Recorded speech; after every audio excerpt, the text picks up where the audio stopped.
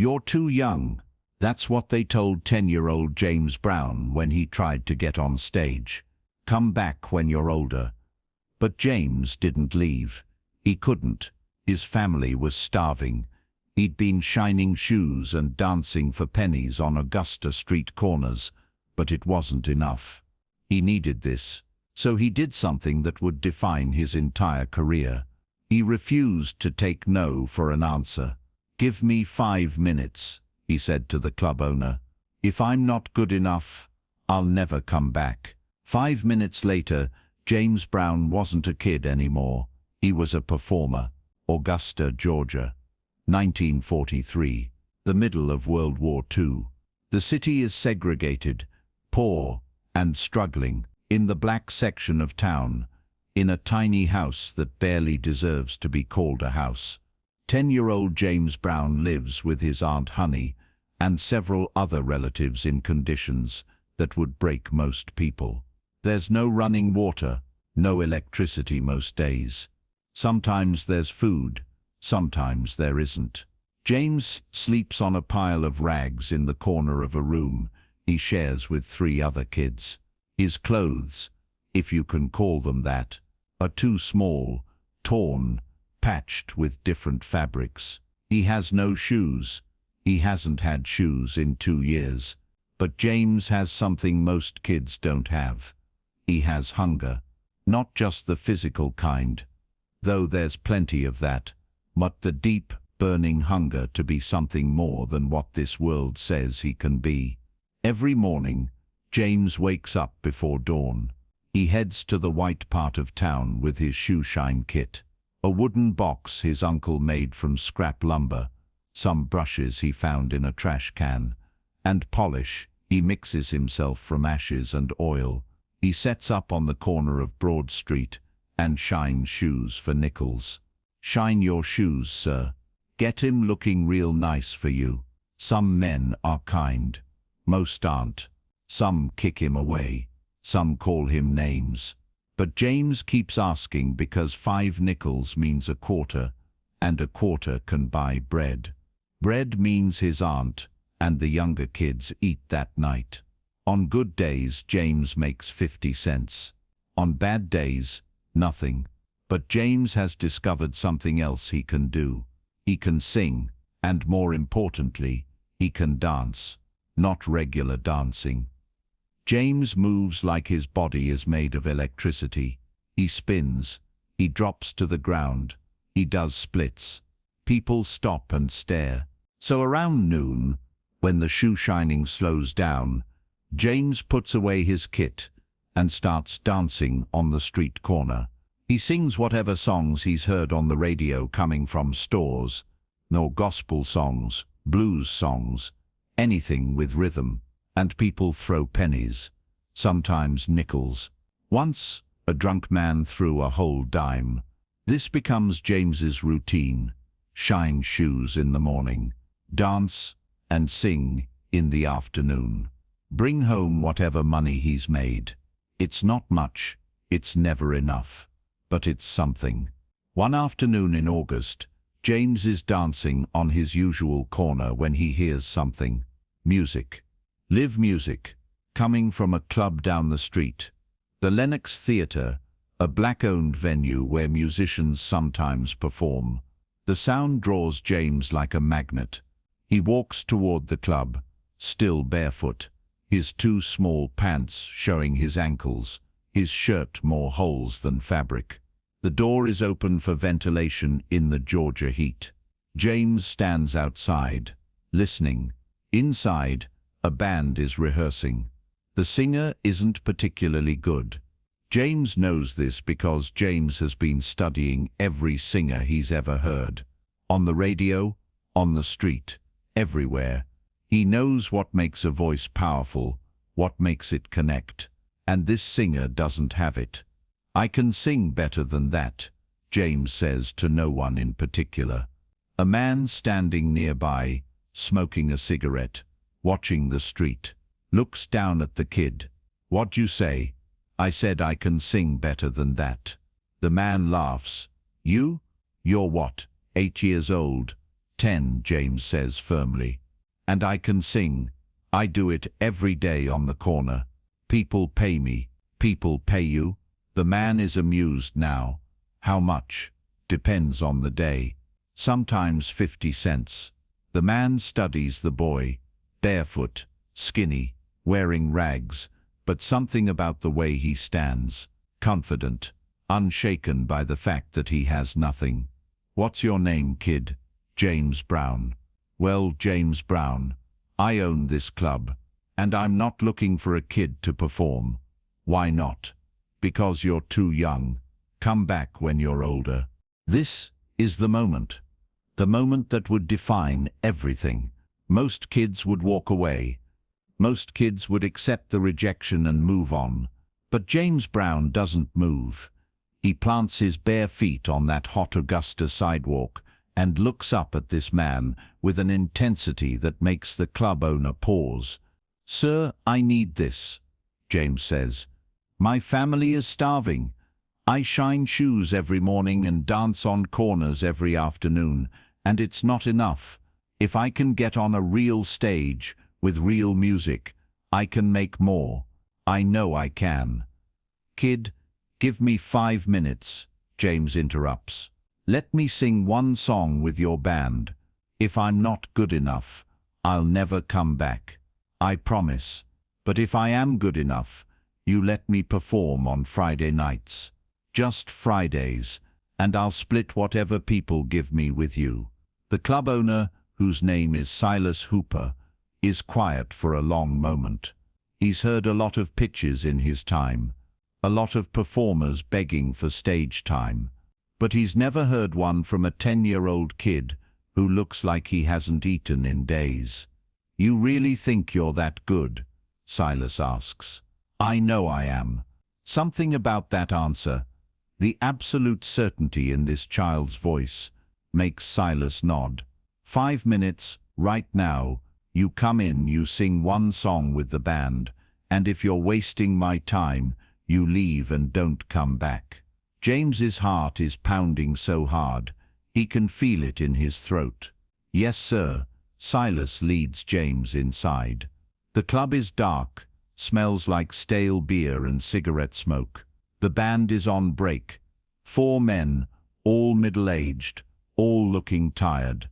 They look at James and immediately start shaking their heads. "Silas, what the hell is this?" the guitarist says. "Kid says he can sing," Silas replies. "I'm giving him 5 minutes. We're not playing for some street kid," the drummer protests. "You're playing for whoever I tell you to play for," Silas says firmly. 5 minutes, then he's gone. The band members exchange looks but pick up their instruments. They're not happy about it. They're doing this under protest. James walks to the center of the small stage. His feet, bare, dirty, calloused from walking on hot pavement, leave small prints on the wood. He's shaking, not from fear of performing, but from the weight of this moment. This is his chance. Maybe his only chance. "What do you want us to play?" the pianist asks, his tone making it clear he expects this to be a waste of time. James thinks about all the songs he knows, all the music he's absorbed from corners and radios and churches. He thinks about what will prove he's not just a kid making noise. He needs something that shows soul, something that shows power. "There'll be some changes made," James says. It's a song he's heard on the radio, a blues number with room to move, room to show what he can do.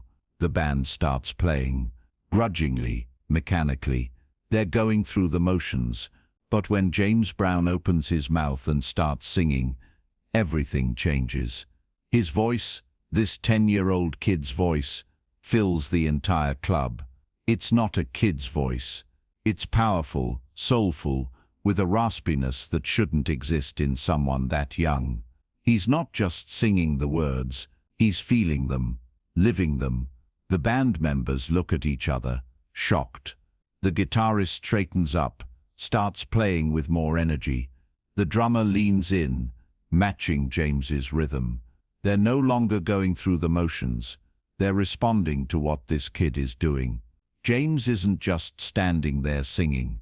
He's moving, dancing, his bare feet sliding across the stage, his small body spinning, dropping to his knees, popping back up. Every movement is precise, powerful, perfectly timed to the music. He's performing like he's done this 1,000 times before, even though this is his first real stage. Silas Hooper is standing at the back of the club, arms crossed, mouth slightly open. He's been running this club for 8 years.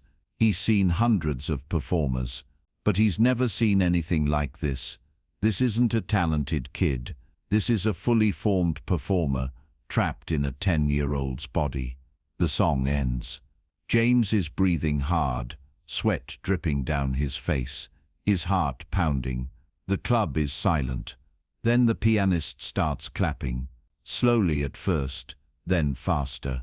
The other band members join in. Silas walks toward the stage, and James can't read his expression. "How long you been performing?" Silas asks. "That was my first time," James says quietly. "On a real stage, I mean." Silas shakes his head in disbelief. "Your first time?" "Yes, sir." That wasn't 5 minutes of good. That was 5 minutes of impossible. Silas looks at the band. "You all saw that, right? I'm not losing my mind. Kid can sing," the guitarist admits.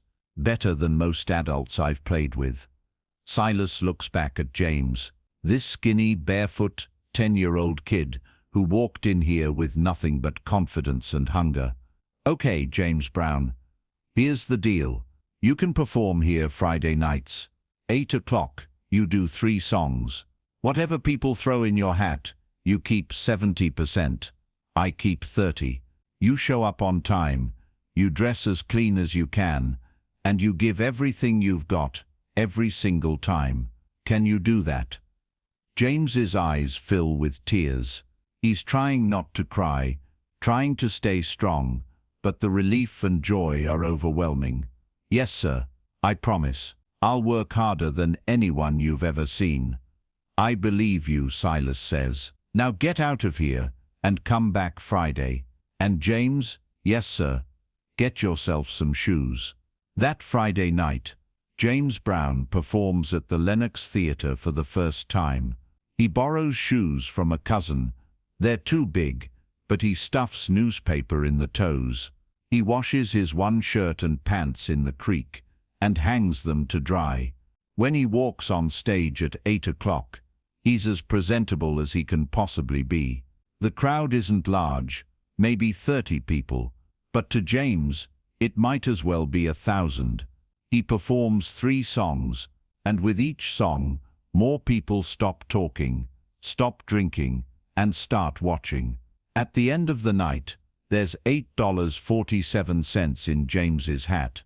His share is $5.93. It's more money than he's ever held in his entire life. He walks home through the dark Augusta streets, clutching those bills and coins like they're made of gold.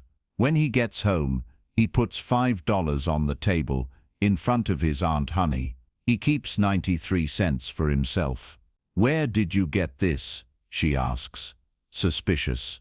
"I got a job," James says, "singing at the Lenox Theatre every Friday night." Aunt Honey looks at the money, then at her nephew, then back at the money. "They're paying you this to sing?" "Yes, ma'am." She pulls James into a hug. "Baby, you did good."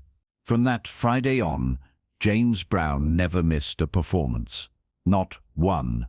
Not when he was sick. Not when it rained. Not when bigger, more famous performers came through town. Every Friday, at 8 o'clock, 10-year-old James Brown was on that stage, giving everything he had. The crowd started getting bigger. Word spread about the kid at the Lenox Theatre, who performed like his life depended on it, because it did.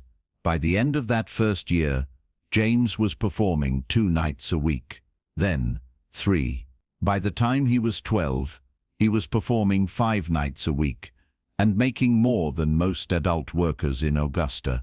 But something else happened during those performances, something that would define James Brown's entire career. He learned that audiences responded to effort. They didn't just want to hear good singing. They wanted to see someone give everything. They wanted sweat. They wanted exhaustion. They wanted to witness someone working harder than anyone else. So James worked harder than anyone else. Every single night for the rest of his life. Years later, when James Brown was famous, when he was the godfather of soul, when he'd changed music forever, reporters would ask him about his legendary work ethic, about how he could perform 3-hour shows, night after night, giving 100% every single time. And James would think back to that August day in 1943, to standing outside the Lenox Theatre, barefoot and hungry, being told he was too young, to refusing to accept that answer, to demanding 5 minutes, to getting on that stage and proving that talent and hunger and refusal to quit could overcome anything. I learned early, James would say, that nobody was going to give me anything. I had to take it. And once I had it, I had to work harder than everyone else to keep it. That's not something you learn from success. That's something you learn from being 10 years old, barefoot and desperate. And I never forgot it. The stage at the Lenox Theatre doesn't exist anymore. The building was torn down in the 1970s. But what happened there, what started there, changed the course of music history. Because that's where a 10-year-old kid refused to take no for an answer. That's where 5 minutes turned into a lifetime. That's where James Brown learned that the hardest working man in show business isn't a title you claim. It's a promise you make to yourself when you have nothing left to lose. If this story of refusal, hunger, and the birth of a legend inspired you, hit that subscribe button and give this video a thumbs up. Share it with someone who needs to hear that being told you're too young or come back later isn't the end. It's the beginning if you refuse to accept it. What did you refuse to accept that changed your life? Tell us in the comments. And don't forget to ring that notification bell for more incredible origin stories about the moments that created legends.